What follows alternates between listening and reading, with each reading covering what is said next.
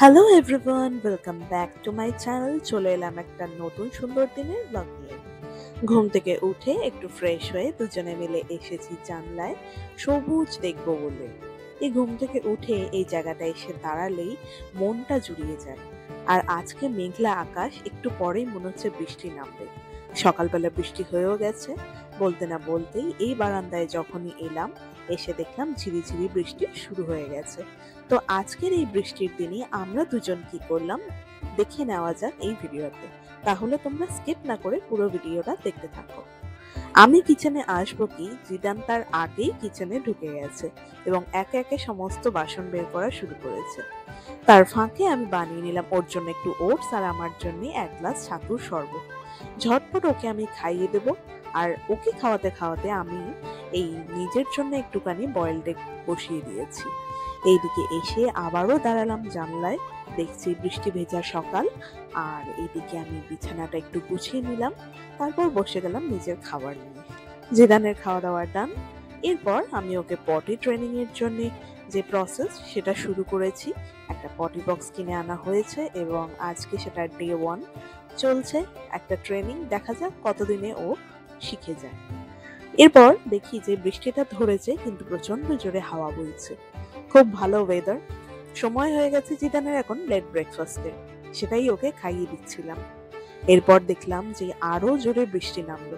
ভেবেছিলাম জিদানের লেট ব্রেকফাস্টটা হয়ে গেলে ওকে নিয়ে একটু বাইরে যাব, নিচে খেলাধুলা করব, কিন্তু তার সুযোগ আর পেলাম না। একেবারে অন্ধকার হয়ে গেছে, দেখতেই পাচ্ছ কত জোরে বৃষ্টি নেমেছে। এরপর আমি স্নান সেরে নিলাম এবং পুজো করে বসিয়ে দিলাম রান্না। এইদিকে ভাত ফুটছে আর বসিয়েছি একটুখানি সয়াবিন আলুর ঝোল, যেটা হয়ে গেছে।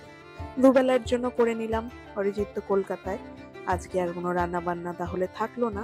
আমার বেশ ভালোই লাগে এই ধরনের খাবার খেতে। হালকা পাতলা ঝোল করেছি আর একটা তরকারি ভাত, কারণ জিদানের সাথে তো খেলতে হবে। এরপর জিদানকে আমি খাইয়ে দিচ্ছিলাম ওর দুপুরের খাবার। আর আমার খাবার তো হয়েই গেছে, আজকে একটু আগেই আমি খেয়ে নিয়েছিলাম। এবারে ওকে ভুলিয়ে ভালিয়ে বইয়ে ছবি দেখিয়ে এইসব ভুলিয়ে ভালিয়ে আর কি খাওয়ার যে প্রসেস সেটাই চলছে। তারপর জিদানের ঘুম পেয়ে গিয়েছিল, তোকে আমি ঘুম পাড়িয়ে দিলাম এবং ঘুম পাড়িয়ে দেওয়া মাত্রই নিজের জন্য বানিয়ে দিলাম একটু র চা।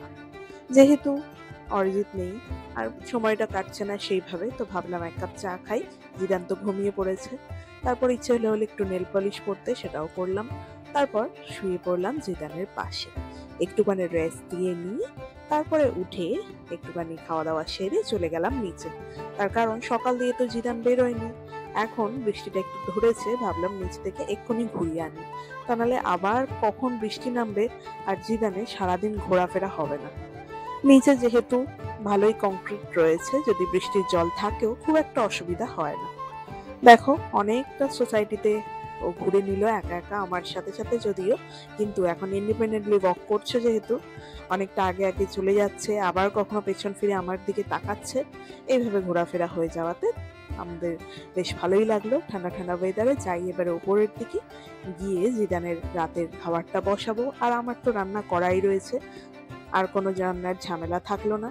তারপর জিদানকে খাইয়ে দাইয়ে দিলাম একটুখানি আর বসে পড়লাম জিদানের সাথে খেলাধুলা করতে। ওর সাথে খেলাধুলা করতে বেশ ভালোই লাগে। অনেক নতুন মজার মজার ছড়া শোনাই, ওর দুষ্টুমিগুলোকে দেখি, আরো নতুন নতুন জিনিস শেখে আর আমাকেও করে দেখায়, সেগুলো দেখতে বেশ ভালোই লাগে। রাত প্রায় হয়েই এলো, জিদানকে আমি ওর খাবার খাইয়ে দিলাম। এরপরে নিজের জন্য তো রান্না নেই, তো ভাবলাম যে ফ্রিজ থেকে খাবারগুলো বের করে নিয়ে যাই ঝটপট মাইক্রোওভেনে গরম করি। এই বলে ভাতটা গরম করে নিলাম আগে, তারপর বসিয়ে দিয়েছি দেখো তরকারিটা। মাইক্রোওভেন থাকাতে খুব সুবিধাই হয়, গরম গরম ডিনার আমি খেয়ে নিলাম। আর জিদানের এবারে ঘুমের সময় হয়ে যাবে, তার জন্য খাওয়া দাওয়া সেরে আগে রুমটাকে ক্লিন করে নিলাম। সারাদিন টডলার থাকলে যা হয়, ঘরটা পুরো নোংরা হয়ে থাকে। সমস্ত কিছু ক্লিন করে রাখি যাতে পরের দিন সকালে উঠে আমার ওপর চাপ না পড়ে। সেই মতন সবকিছু করে নিয়েছি আর শুতে যাবো। এবারে গিয়ে দেখি বেডরুমের জানলায় প্রচন্ড জোরে বৃষ্টি নেমেছে। যাই হোক, আজকের দিনটা আমাদের এইভাবেই কাটলো। তোমরা কি করলে কমেন্টে জানাতে ভুলো না। তাহলে বন্ধুরা আজকে আসি, দেখা হচ্ছে আগামীকাল নতুন ভিডিও। ততক্ষণ সকলে ভালো থাকুন। Bye, take care, good night.